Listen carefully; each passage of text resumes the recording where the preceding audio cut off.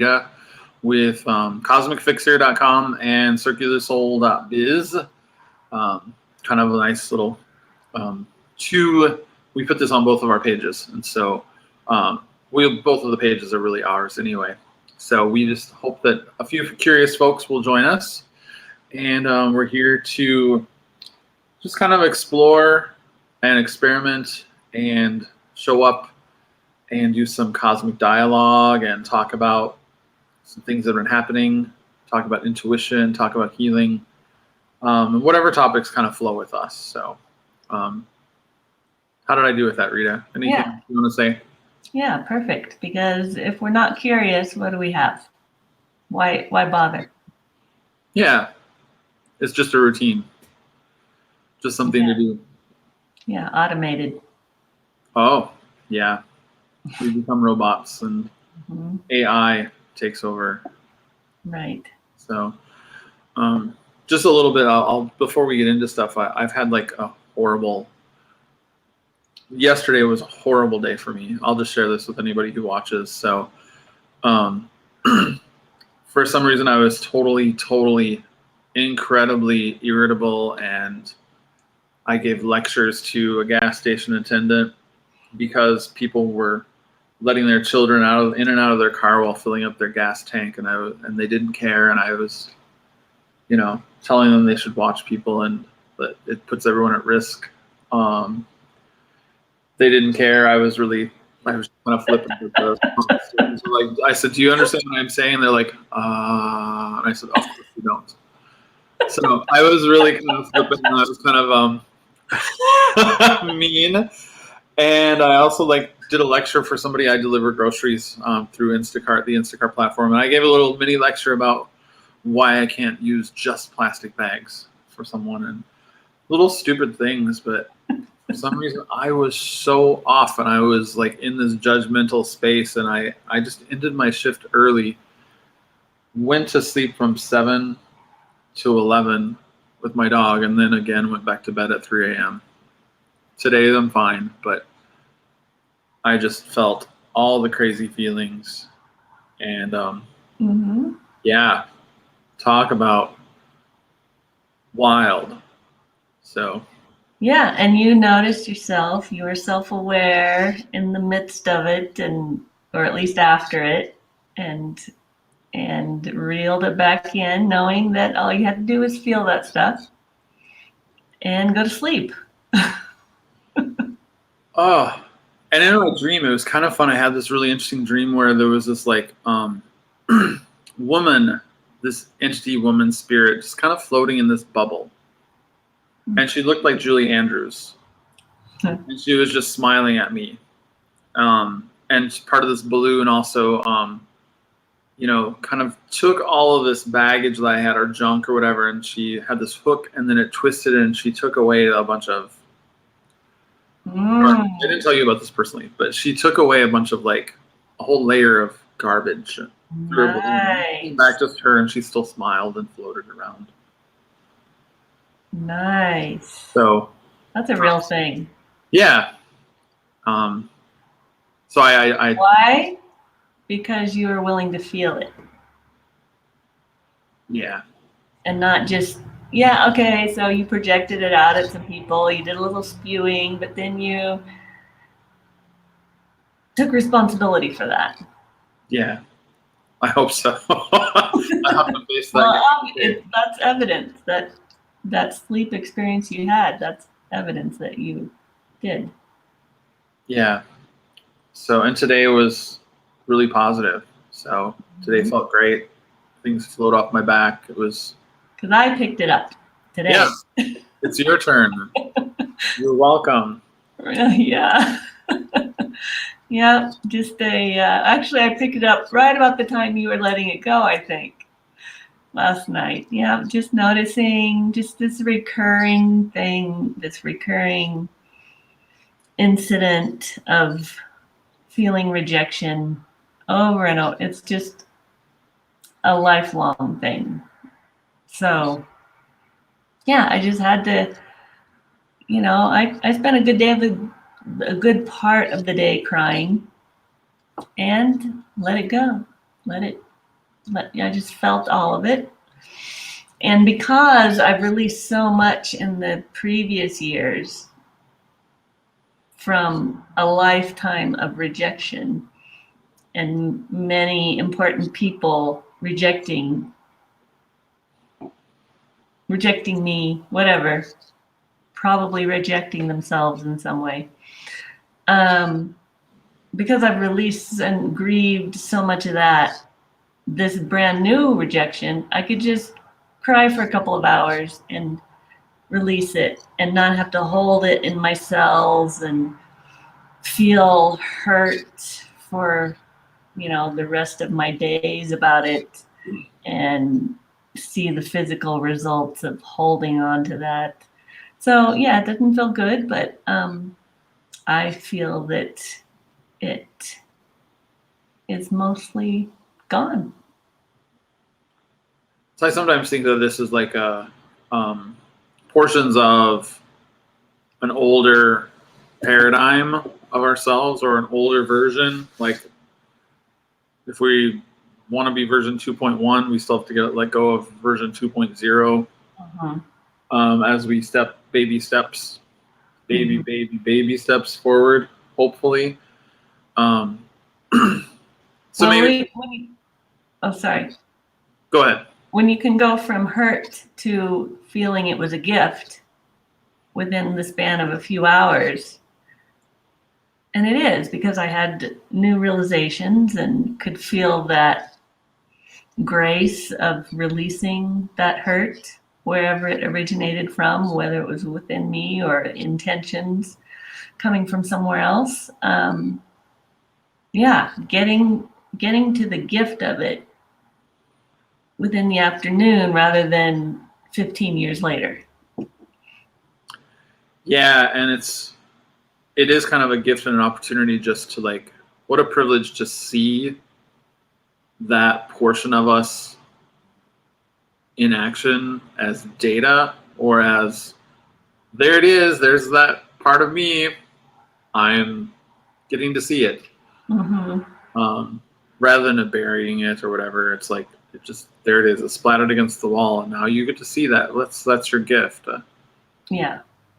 So and then when I don't have what would you call it? That condition, that injury of rejection, that assumption of rejection or expectation of being rejected. When that's totally cleared, what will my circumstances look like? What will be different from what I've lived up until now? then rejection just seems to be a mechanism where a third hand just removes someone from your sphere, your life, your immediate surroundings, so that something else can happen. Perhaps. Yeah. So it's a graceful clearing, moving out of the way, just caught in the exhaust of the experience, so that you have to grieve. Yeah. So relatively speaking, it was pretty easy. Yes. Rewind about 10 years, woof. Yeah, that would have been rough.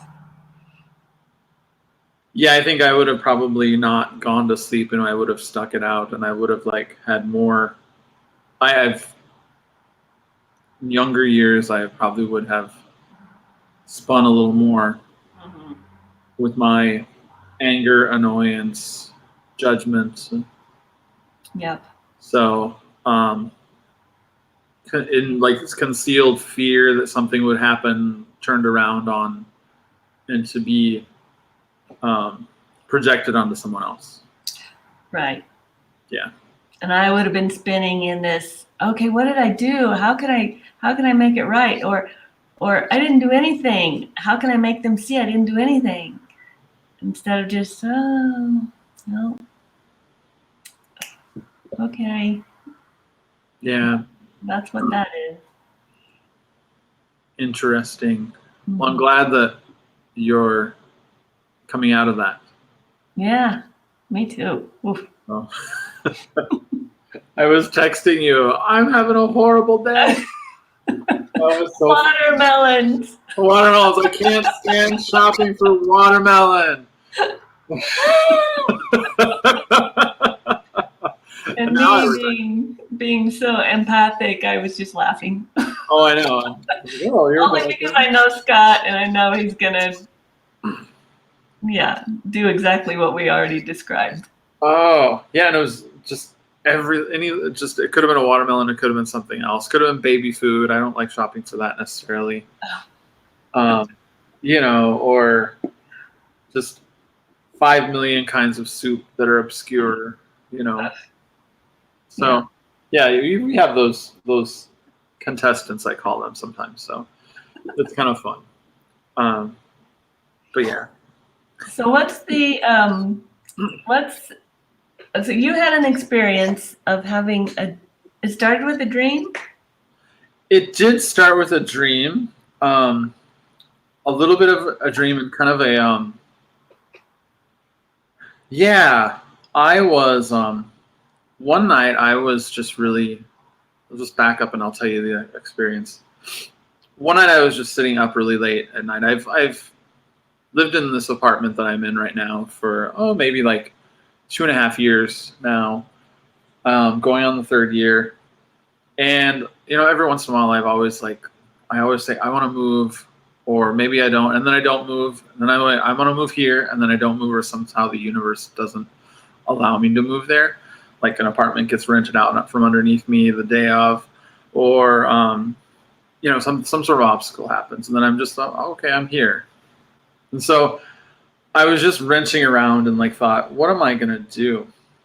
And am I stuck? Am I whatever? And had a dream of doing something just completely different and actually perhaps traveling and living in a couple of places that I wanted to live, maybe just temporarily for a year each. So, and I thought, and then just a flash then was in my mind was Madison, Wisconsin, which I lived there 2000 to 2002. That's my dog. And then I went fast asleep. So just by that flash of perhaps Madison, perhaps even living downtown, perhaps even living in a downtown apartment that's very modern, which is totally different, kind of calmed me because it was totally out of my comfort. And then the next night I had a dream with a friend of mine, Leanne Phillips. She came to me in a dream, and it was in this room with all these lights. And they look like beads of light. And she put her hands on my hips and my sacrum, my back, and something just shifted and adjusted. And she was just doing a healing for me in that dream. So when that happened, I felt a lot more calm, and I just wasn't necessarily wanting to move, but I thought it's still an okay idea. And then Rita came to me the next day. We were having a conversation, and I kind of realized in that conversation, and she kind of pointed it out at the same time, we came to this realization that perhaps I had already been there for that year. And just think about this. It's like a little map trick. Placing my intention on a map opened a door for my consciousness to actually go there astrally and learn everything I needed to know in an instant without actually physically moving to that space, which we both talk about, that this is kind of part of this new paradigm of being in the world or into the astral world. So wasn't there something that clicked that right. Yes. Okay. I don't want to go to that part. Yeah, I do. Hold on one moment. Yeah, so there's usually something that happens that tells us, oh, right. right. We don't actually have to do this. We just need to pay attention to the information that's coming at the moment. This is Junebug. Oh, That's the cute little pup calming her down. who loves to lick you. Yes. And ironically, this is the last part too. After I kind of realized that perhaps I'd learned a lot already, I was looking back in a lot of things that people I knew and places that I'd known from Madison, and I actually registered a domain name for an old massage school that I went to visit in 1999, 20 years ago, and it went out of business in 1999, before I got a chance to live there. And the name really resonated with me, and I really wanted to go there, but it went out of business. And 20 years later, that domain name was available, and I decided to register it. And it's a Spirit Touch, or for a Spirit Touch Institute. And I've just been kind of sitting with, what does that mean? And I'm not really actually making grand plans yet, but I have a feeling this is some sort of a retrieval. That there's some sort of 20 years later. I mean, I go to a Madison looking to continue my massage therapy education, and I find this school. I find it because I loved the name and I loved the area and I loved Madison. And then the school closed, so I didn't have the opportunity to study there. Mm-hmm. But I moved there for almost 2 years and lived there. And now 20 years later, I bought the domain name. Yeah. And so I kind of feel like this is mine to create now. I don't necessarily have to attend that school, Mm-hmm. because now 20 years later, wow, I registered it and it's owned by me, the name at least. So Right. So As if you were trained there and got everything that you needed, maybe by having lived there already, or currently maybe you're being taught in your sleep. yes, yeah. And so I wanted to do a little experiment tonight based on that. Just letting myself do a cosmic dialogue Mm-hmm. on that for a few minutes, just to see what it is that possibly I might have discovered. So Okay. while I'm gonna actually get my dog to go somewhere else other than peering out the door. Okay. Want to tell everybody who's watching or whatever what this cosmic dialogue is again while I do that. Okay, sure. So Scott will be putting himself in the future, speaking as if he has already lived the results of having this domain name and what he learned by not actually following that impulse to rent an apartment in Madison and to just stay put, but feel all the way through it in order to learn what it was pointing at, rather than just take off and having to do something. Yes, I thought you were going to be frozen there for a moment. Thought so too. So how far in the future are you going to go? Well, I kind of feel like I've already come back from that year in Madison. Okay. I kind of want to frame this of, I've come back from living a year in Madison, and this is what I learned about my endeavors and what has shifted now. Mm-hmm. Okay. So even though I didn't go there in the future, it's as if you could download information quickly and say, you don't have to move there because you can just access a year's worth of information right now. This is starting to become more immediate, and we just keep experiencing it. So whoever's watching ever in the future or now, you can believe it or not believe it, or just choose to believe it and see if any evidence shows up for you that it's real. It's kind of like the Matrix when you download a program and you all of a sudden you know how to do something. Yeah. So I think these things are happening, maybe in our dreams or however we choose. So Yeah. we're still just not, in this reality, we're not comprehending it quite yet. Mm-hmm. Some of us, Rita and I, have been experimenting, so we are really kind of practicing and seeing what's out there, letting something else guide us. So Yeah, being curious, yes. not assuming we already know. Okay, 5 minutes? Yeah, let's do Okay. 5 minutes, and then you can supercharge me Sure. how long you want. Okay, go ahead.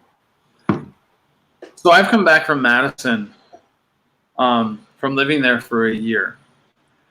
And I was there kind of very excited to jump out of my comfort zone, to rent an apartment downtown, to actually, and to get as much information as I could about reigniting and changing a language about energy healing and intuition, how those things connect and what happens when they collide. And I really took that time to really meet people, talk with people, start creating that new language about energy healing, because I was convinced, and I still am convinced, that gentle is the new advanced with almost everything. Gentle is gentle touches. I have this website, A Spirit Touch, based from A Spirit Touch, and so I went there and I opened up that domain, and I started blogging. I started doing all sorts of things. I started inviting people to my downtown apartment to experience energy healing, to experience Reiki, to start cosmic dialoguing. I just had every opportunity I could to meet as many people, just to experiment. And wow, what I learned was that people are very, very much longing for this new connection. They are very much longing for this astral connection to actually kind of sew up the connection between their heart and their mind, and like to open up new perceptual doors. People are open to that. People in Madison were open to it when they would come to meet me. However, a big thing that I learned as well too was that the rest of society had not caught up. And so the most success that I had with people were in very small groups of people who trusted one another, of people who trusted me. So one-on-one, they could share things like that they never shared with other people. They could share their experiences, like their most outlandish beliefs that they thought were very true, but if they shared it with anyone else, they'd be like called out as crazy. So it was what I really came back learning is that it isn't time yet to actually market it the old way. The old ways don't work. The old ways don't work at all. The older ways of breathe in peace, exhale negativity, center in your heart, all of those things do not work. None of that worked. People wanted something more to connect with, and it was actually themselves. It was actually their own ability to like do their own self-healing work. The things that really worked were me actually like guiding them to like take a look at their own cells, take a look at their cells appearing and reappearing, allowing themselves to see and peer into their body and see their cells and their atoms and their molecules at the most minute level, appearing, reappearing. And then just saying, what does that bring up for you? There goes Scott. Started creating a new modality of like, if your molecules and your atoms are disappearing, reappearing, and going into another realm, when they come back, what does that look like you for how your breath changes? Imagine your breath changing after that. Imagine your fingers, how would they move differently now? And so it was a leap for folks to actually think about that. But then I talked about quantum physics a lot, and that, you know, definitely science does say that our atoms and molecules, they disappear and reappear. We don't know where they go.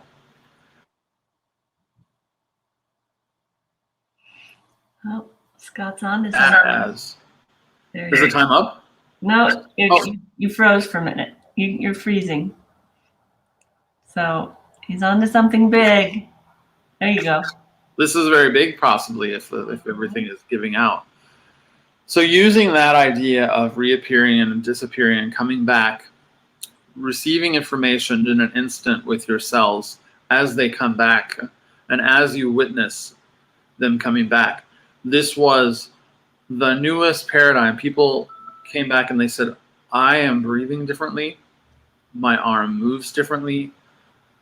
One person that I was working with for a long time in Madison said, I feel like my cells are structuring themselves differently and that my body is changing to catch up.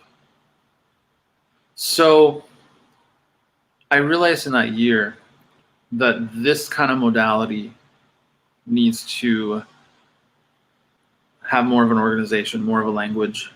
And frankly, it's probably not ready for prime time now. It's ready for individuals. It's ready for people who are trusting, but it's not ready for me to open up a center to all of the new age folks who are clamoring for answers, who come in here to say, well, this is not how I was taught. This is not what I believe. I wish I could believe that, but I can't. So those were the resistance, and just, we're not in a space yet where people will let down that resistance. And so I just keep refining this modality and finding people to actually work with. And then there will be time. I've gotten the message. There will be a time where this is going to.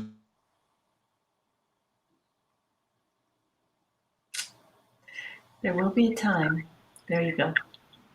Well, your time is up, but go as long as you want. That's fine. No, I'm good. That's interesting that came up. Yeah. All right. So,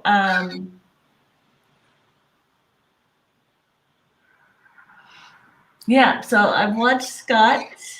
I watched you be in everything you learned. A year's worth of learning instantly. And you were in one place one day, then you had a year's worth of learning, and the next day you were operating from there, as if you had gone and spent that year doing the training the way it's always been done. And even though we haven't yet gotten the official announcement that this can be something that we can do now as humans, you and I believed it.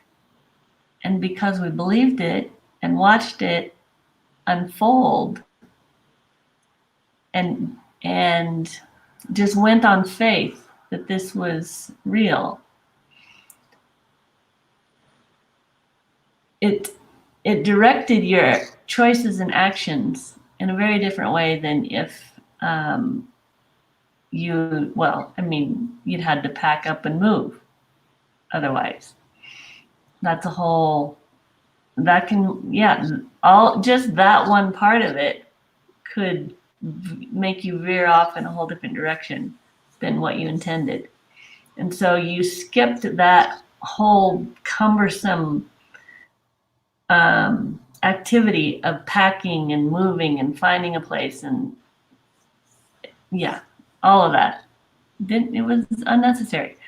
So living that experience, it changed all of life, because anytime you are faced with some cumbersome part of reaching a place where you wanted to be, you just looked at it and asked, okay, well, how can we condense this into a moment? And how can I get everything I need to out of actually doing all of that right now? So watching you and you know, I'm no dummy. I'm doing it too.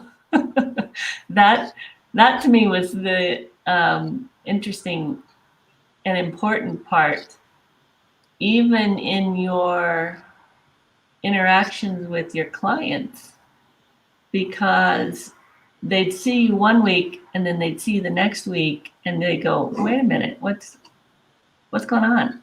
You're a whole different person. Well, yeah, I just learned a whole year's worth of stuff and my cells are restructuring accordingly. And just think about children, how quickly they learn, how quickly children learn, and how their cells are constantly growing and regenerating. So it's like accepting that portion of the experience that you can learn a year's worth of anything in a moment or overnight took your body, your physical reality of, your physical body went back to restructuring itself as a child's, the wisdom inherent in ourselves as children, which we all accept as normal, that children grow and regenerate their cells and change and get stronger and smarter, and your cells just got right on board. And so now this is normal. And I think this is the template for the new healing. And even this conversation, even what we've done with Cosmic Dialogues, it's the template for the new way of healing. Our cells are very...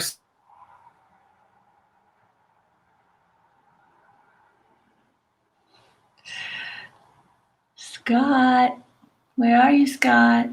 Yeah, this is important. Our very cells disappear and reappear. Our very cells go into the future or a different realm or wherever they go. And they learn from their own timeline, from wherever that other space is, and they come back. But then we allow to not believe our cells have changed.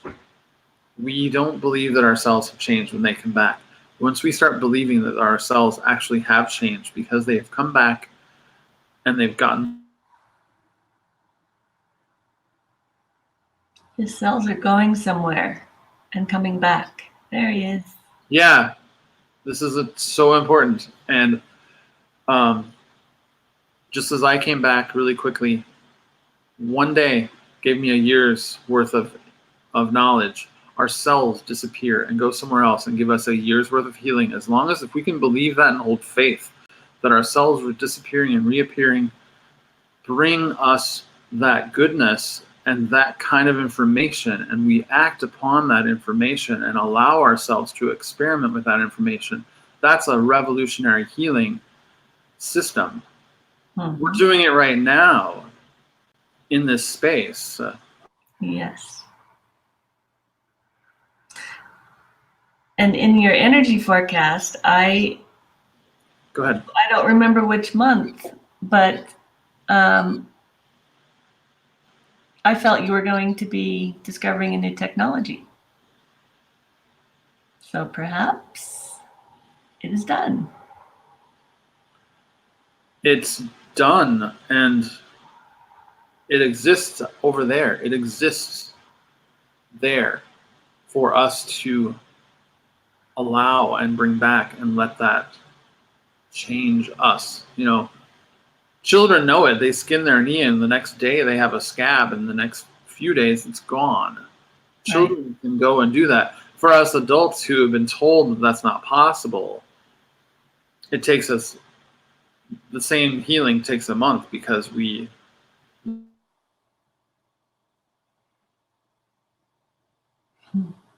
curious. And the fact that this is going in and out tells me this is so important. Yeah. Yeah. Do you remember what month in your forecast that was? The new technology was last month, July. Oh, okay. It just took a little longer. Mhm. It's August. Yeah. But now that I've talked about it, I really do feel like this is the new technology. If we want to apply quantum physics that we know, we need to start believing that there's a conscious world that our cells travel to and bring back information on that timeline, which is faster than ours. Mm-hmm. And then we actually should just readjust and let that bring us a micro.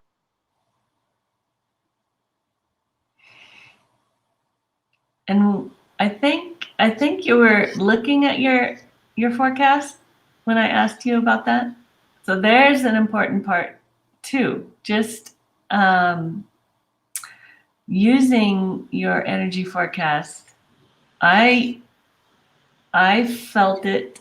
Your guides told me you'd be developing a technology, and then you holding that faith that would be something, and not even trying. Well, not like turning your apartment into a laboratory to discover technology, but to just be open to it and to keep it handy as a reminder. That's your responsibility in letting it all unfold. Allowing gifts that I feel the universe, God, your guides, benevolent spirits are just waiting. Oh, I think he's going to be open. Maybe we can give it to him now. Yeah. And we can all just allow these gifts to be given to us. Your very cells travel and bring back gifts as long as you just want to receive them. Mm-hmm. Hi, I've got a gift.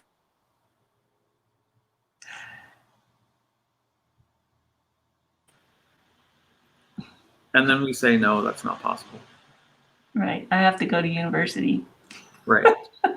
I have to take this drug, or I have to take Rogaine for my hair to grow back. Nope. It's outside of myself that I've just rejected my cellular wisdom that's actually found something way out there and brought it back to me. Right. Here's your gift. Here's what I found when I traveled there for a year in that moment. Mm-hmm. And you use that word reject. Yep. You would only be rejecting yourself.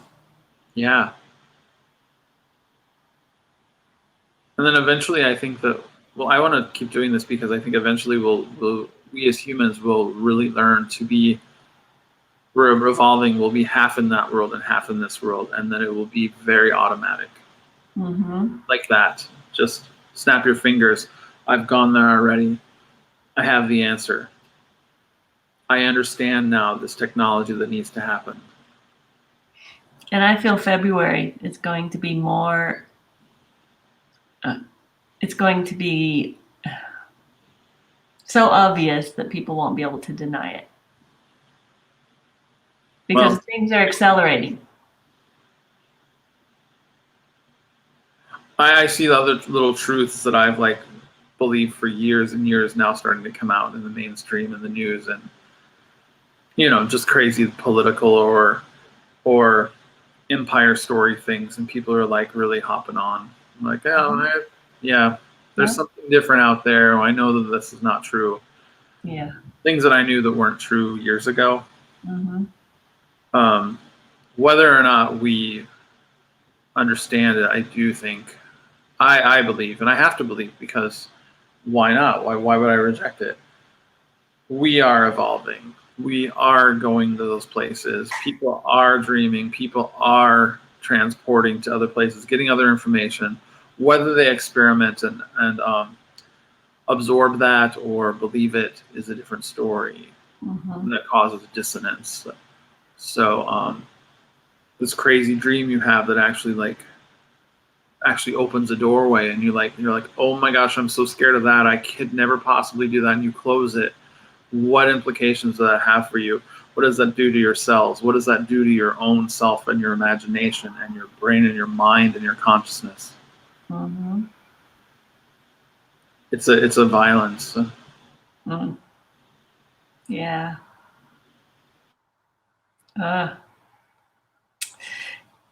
Yeah. Just because rejection is on my mind today, the rejecting of yourself is a violence. Rejecting of, yeah, so much violence going on that is not even considered violent. And so, of course, there is, overt, massive, horrific violence because we're not acknowledging the smaller violences that we do to ourselves.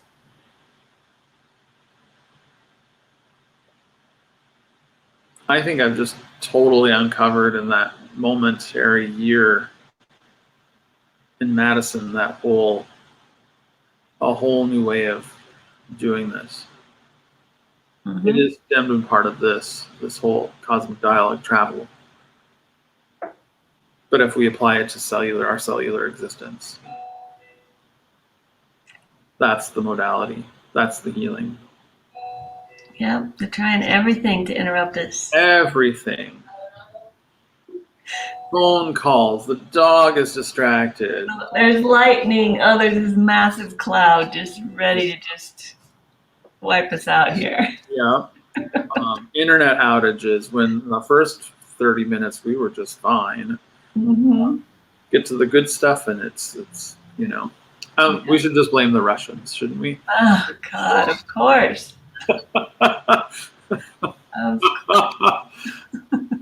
I come to interrupt Scott in his healing, and I'm back in my meme jet, so I'm dropping memes instead Right. into the astral field.